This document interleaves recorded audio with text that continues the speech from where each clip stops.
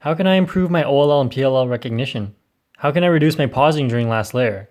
Every time I turn as fast as I can, I end up locking up. What can I do about this? These are the questions I will try to answer today in my top 5 most common last layer mistakes. Hopefully you'll be able to improve your last layer after watching this video and pick at least a few points that you want to work on. Let's go. Number 1.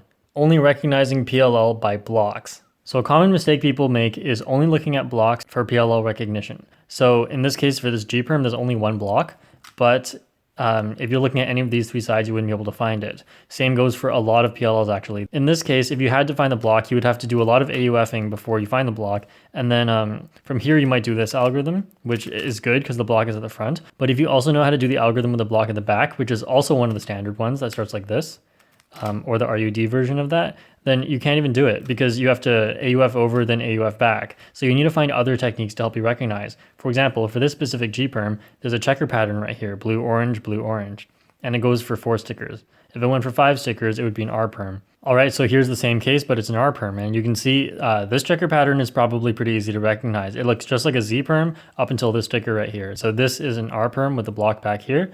So this kind of leads into 2-side PLL recognition, but there are some times where you just can't find any patterns at all. And in that case, you wouldn't be able to do 2-side PLL recognition just by doing this, by looking at non-blocks for recognition. But this definitely helps a lot, especially for the G-Perm, so you can recognize it from the angle that you may perform the algorithm at. Another thing you may want to look out for is for this specific case, you got this here and all this. And if there's no headlights here on these 2 corner stickers, then this must be T-Perm or R-Perm. Now you can't really deduce that just from the block. So you have to look at other stickers instead. So these are the 2 stickers specifically you should look for. If they're different, then it's a T-Perm. And here's the same case, except they're the same here, so it's an R-Perm. So you may think that's no big deal. From this side, you don't have to look at this side. You just look at this side and look at that sticker. That's what a lot of people do. But instead, if you got it from this angle and you had to see from this side, you can't see that back sticker. So this is really slow, don't do that. Then instead, you can just look at these 2 stickers from here, and you would know right away it's an R-Perm. Number 2, aligning your PLL blocks. So this is something I started doing a long time ago, and I thought it was actually faster to do this. It's where you align all of the blocks, and then you rotate and then do your PLL, and there's no AUF afterwards. So at first this may feel faster because in the beginning, your recognition of which way to turn an AUF and how to do the AUF after the algorithm may not be so good. However, as you progress, it will become way faster to just do an AUF, do the algorithm, then do another AUF. So here's an example. If you get an F-Perm with the block over here, you don't want to do a Y2 and then start the F-Perm. It is far faster to just do U2 and then do the F-Perm and then do another U2 afterwards. Number 3, doing U-turns to recognize OLL. So this one's really quite simple. You should never have to AUF to see what your OLL is. All you have to do is look at 2 sides plus the top. Now in this case, if you were just looking at it from one side in the top, you can't tell which OLL this is. The corner stickers could be pointing this way, or they could be pointing outwards here. But if you just pick any of these 2 sides to look at, you can tell which one it is. And there is no example that you can come up with where you can't just look at 2 sides in the top and know the OLL. So you really don't need to do AUFs to figure it out. Once you see it from this angle, do not AUF this way and be like, oh no, that's the wrong way, and go this way, and then do the algorithm. You should be able to do it just by looking at least one of the sides plus the front side and the top. Number 4, slowing down to avoid making mistakes. So you may notice that when you turn faster for your last layer algorithms, you tend to mess them up. Especially when you go as fast as you can, you tend to get lots of lockups. So you should be able to do your algorithms very quickly and without lockups. Now, how can you accomplish that? By practice. And I don't mean practice the algorithm over and over. I mean, during your solves, if you want to be able to do the algorithm as fast as you can, practice doing the algorithm as fast as you can. Anytime you get any algorithm during your solve, if you want it to be fast, do it as fast as you can. Now, you may mess up, and that may mess up a ton of your solves. But the point is you're practicing something useful, and anytime you keep locking up on the same spot, go and drill the algorithm and make sure that you're not going to mess up on that spot anymore. You're not going to get faster at it by turning safely and trying not to mess up, because that'll just become a habit of yours. And then you might wonder why your last layer TPS is not so good, and the obvious answer then is because you haven't practiced it at all.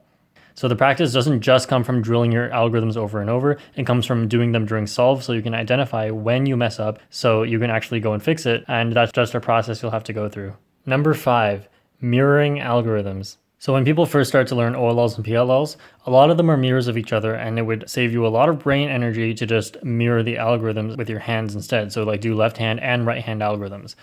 Now the problem with that is it might be easier to learn at first, but then as you get faster, you'll find that kind of catches up with you. And the reason is because of something very, very subtle. It's when you do your algorithms, normally your non-dominant hand's thumb will stay right there.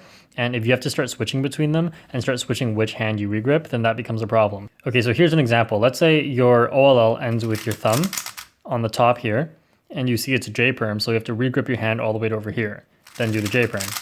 Now that's actually pretty natural to regrip one of your hands over and over because of different algorithms, and that's totally acceptable and everybody does that. So the problem arises when you have to regrip both of your hands at once. So let's see this OLL algorithm, same thing. Now your dominant hand's all the way over here, but you want to do a lefty J-perm this time. So you have to regrip your right hand and regrip your left hand and then start it.